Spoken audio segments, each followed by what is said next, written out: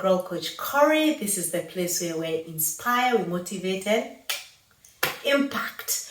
So today I want to talk about something that has come up very recently, and I experienced it. And it just took me back to a dark place, a very dark place. And I realized that I'm not alone. I know I'm not alone who has gone through this. And this is where the church, how do I put this nicely?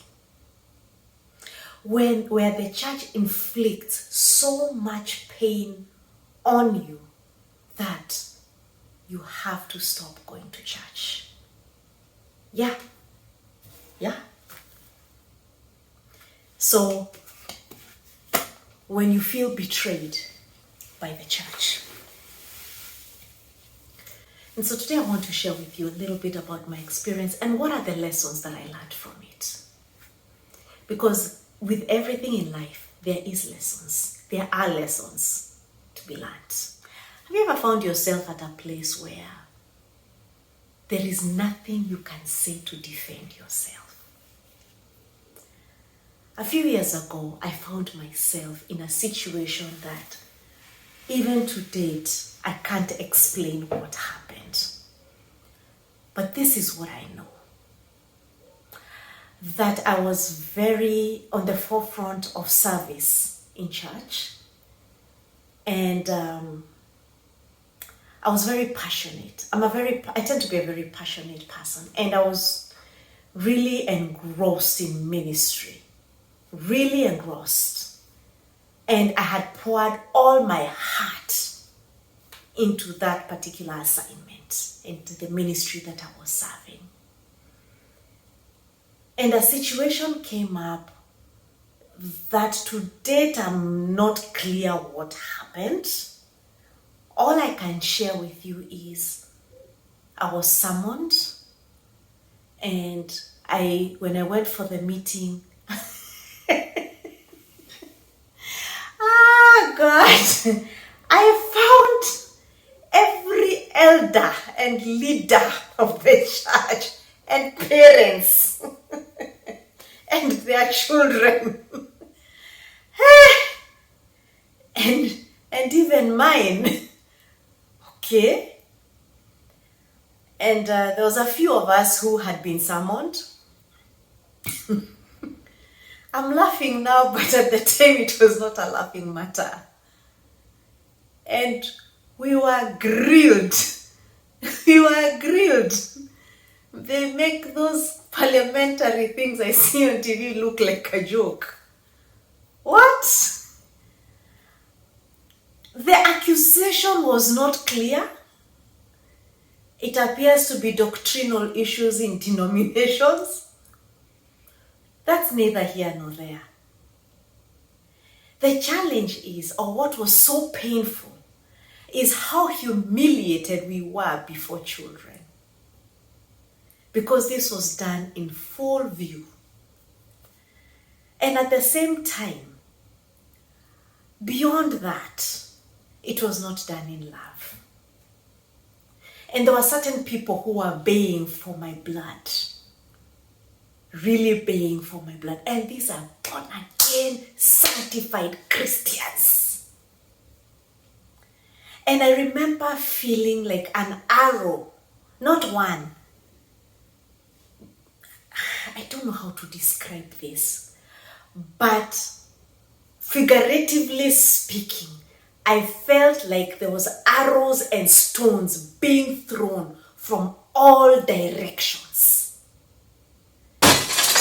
And I realized in that moment, that was my Sanhedrin moment. To me, you may not agree, and that's okay. But for me, that felt like my Sanhedrin moment.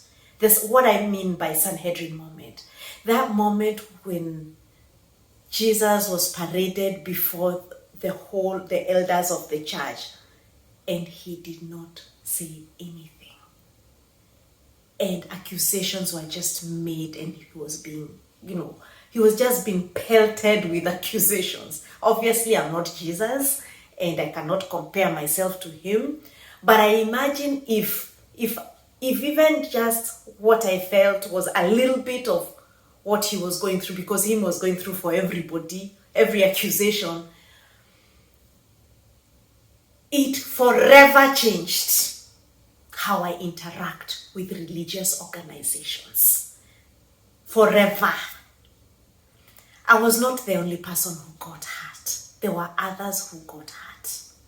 So why am I talking about this? Because today I realized, as I was listening to a few people who were sharing their own experiences, that people have been hurt so badly by the body of Christ that they are no longer going to church. And I know some people who have backslid. My point is, they have left the faith because those who perpetuate to represent Christ are doing everything but representing Christ through love. So how did I deal with my situation? I was humiliated. I was crucified. My name was tarnished. This had a very serious impact on my children and my family, because certain things were said in front of them that were really hurtful. But guess what? God can use anything and anyone to mold you. And so while it is true I am leery, while it is true I was hurt, and for 1 year I was in my house, I never went to church. Every time I tried to step into a church, tears would just flow because of the pain.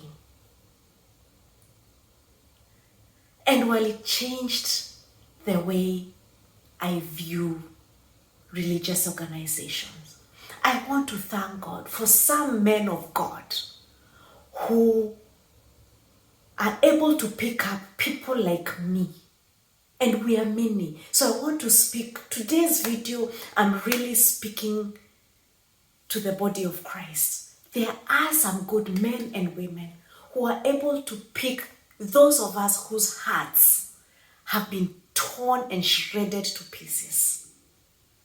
And God helps them to put us together. And so I started a journey of forgiveness when I learned that that was the tool that God used to help me to realize not to trust men, because men are weak. We all are weak. We have our weaknesses. That those men of God or women of God that we look up to, whether they be the pastors, the leaders, the deacons, the elders, whoever they are, let's look up to Christ, who is the author and the perfecter of our faith. And when I asked God to help me to heal, I was very honest with God. I told him I am angry. That's one thing God and I, we do. We talk like this. That's why I guess talking to a camera is not too hard. Because I'm used to talking to God and I can't see him. But I told God, I'm angry. I'm hurt. I'm in pain. I don't even want to forgive. So unless you help me, Lord, to forgive these people, I can't. In my own ability, I don't even know where to start. I'm in too much pain because I was wounded from every corner. And while it is true that it has forever changed how I interact with religious organizations, I no longer operate in anger. I no longer operate in fear. Well, maybe just a little bit, because I hold people at bay.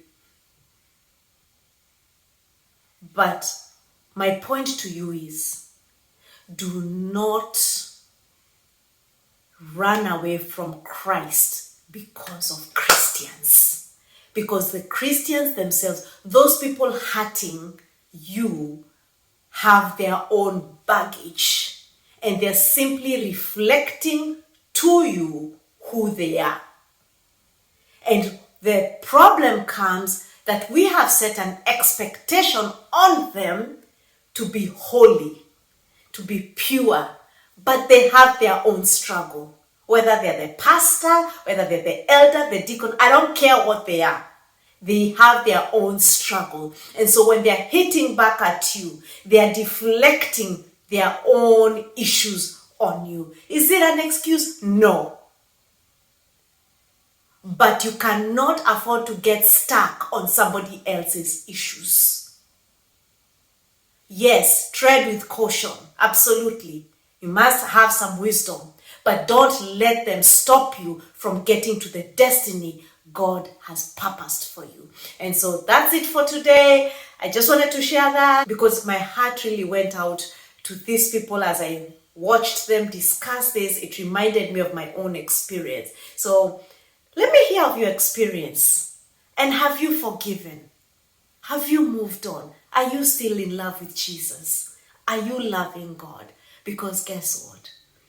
Even though you're hurting, Jesus still loves you. Even though you're in pain, Jesus still loves you. And his hands are open wide. He wants to hug you if only you will let him. Because he is I am love. His name is love. And he loves you. If no man loves you, if no woman loves you, if no child loves you, if you have nobody to talk to, there is one person who will never leave you and he will never forsake you. And his name is Jesus, the resurrected Redeemer, whom I serve and whose I am. I'll see you in the next video. Until then, please subscribe. Bye-bye.